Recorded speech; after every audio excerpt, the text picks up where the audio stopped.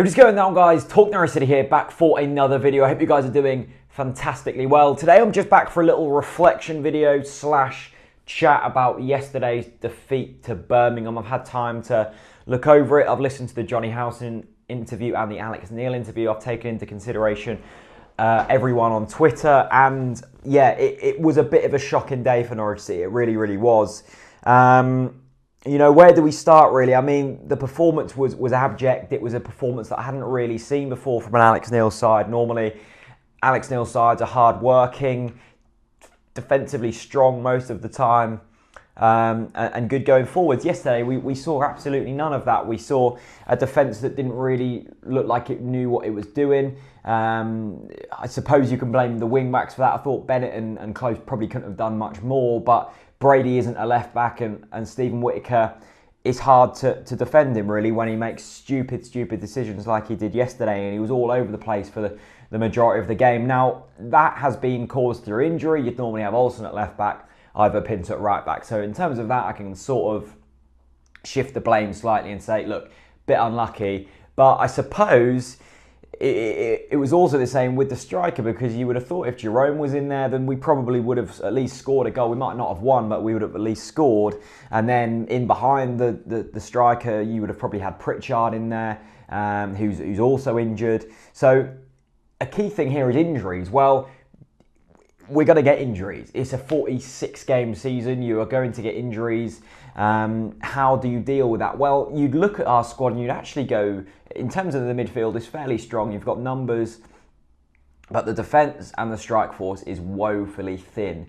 Now, why is that? Well, that comes down to recruitment. For me, it's all well and good blaming the players, blaming the manager, but for me, you've always got to look at the foundations of where this is going wrong. For me, the recruitment has been poor for 5 years. And it doesn't look like it's improving too much. For me, you know the recruitment is going wrong when you literally, when you're bringing in kind of players that everyone knows about. You know, the target so far, McCormack, Assombalonga. Anyone could say, I could have gone to Jez Moxie and gone, I want Assombalonga because he scores goals. Anyone can do that. A good team or a good recruitment process is when you're bringing players in for maybe slightly less than other people would pay, and players that other people don't know about. Now, I was reading an article off the EDP from quite a while back. It was when Lee Darnborough, our current head of scouting, was appointed at Norwich City, and it said that his key thing at West Brom was bringing Yusuf Malumbu in from Paris Saint-Germain in 2009. Well, that's all well and good, and that was probably a great sign at the time, but what has Lee Darnborough done since then? Nothing. Literally nothing. And I know I'm just a fan. I don't get to see what goes on behind the scenes, but for me, it's fairly simple to see that whatever the recruitment process is, whatever the scouting process is clearly not working. It hasn't worked for quite some time. I know McNally wanted to shift some emphasis onto the academy. We're now a Grade 1 academy and we've invested a lot of money, but that really isn't working as well as we probably thought. The only academy graduates that have come through are the Murphys. I know you can say Madison, but he hasn't come through the academy. He was brought in. You've got Toffolo, who's there or thereabouts, but not really getting into the first team. So you start to think, okay, if we were going down the academy route, by this time we should have 3, 4, maybe 5 players from the academy in the team. That hasn't happened. If not, you go with your standard scouting process, finding players from maybe foreign countries and bringing them in. That hasn't worked either. Now, I'm not sure if we're still scared about dipping into the European market because of the likes of Ricky van Wolfswinkel. That was a risk that we took and didn't pay off. Was that due to a lack of planning and knowledge? Probably yes, but at least we took the risk. At the moment, we're not really taking risks. Now, this Oliveira chap who apparently we're bringing in, I'm happy with that. I think that's fantastic, but we need to be doing that on a regular basis to make sure that we're not just left with Kyle Lafferty up front and we're not left with Stephen Whittaker at right back. These are the kind of things that need to be implemented and on a consistent basis in order to win games. Now, the definition of insanity is doing the same thing over and over again and trying and expecting different results. We were doing that yesterday. We were trying these intricate passes and things like that that weren't working. We had Stephen Naismith up top, who really wasn't working.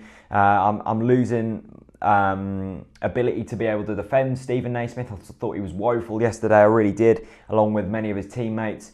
But the reason we're doing that is because we don't really have the options to do otherwise. I saw a very interesting tweet from Michael Bailey who said he would be very surprised if that team that was on the pitch yesterday is what Alex Neil would have wanted. He's a guy who likes direct players, a bit strong, and I think that's why Bradley Johnson worked so well under Alex Neil and is struggling elsewhere, because he was direct, he was strong, he worked hard, maybe he wasn't the most technically gifted, but he dug in. That's why I'm surprised the likes of Johnny House and Alex Tete didn't really show up yesterday, but when you haven't got a defence to back you up and an attack to back you up, it's tough to do that job. So for me, yeah, you can blame Alex Neil. Yeah, you can blame the players. They both didn't really do their jobs yesterday. But why didn't they do their jobs? Well, for me, it's the foundations of this football club that isn't probably working at the moment. Now, let's put all things into perspective.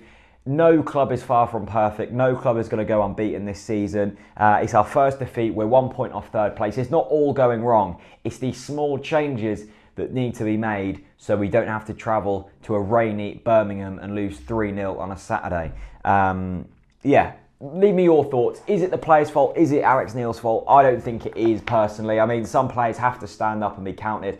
The likes of Stephen Naismith, the likes of Stephen Whittaker, yes, weren't ideal, but they shouldn't really be put in them situations. Stephen Whittaker isn't a championship footballer for me, and Stephen Naismith isn't an out-and-out striker.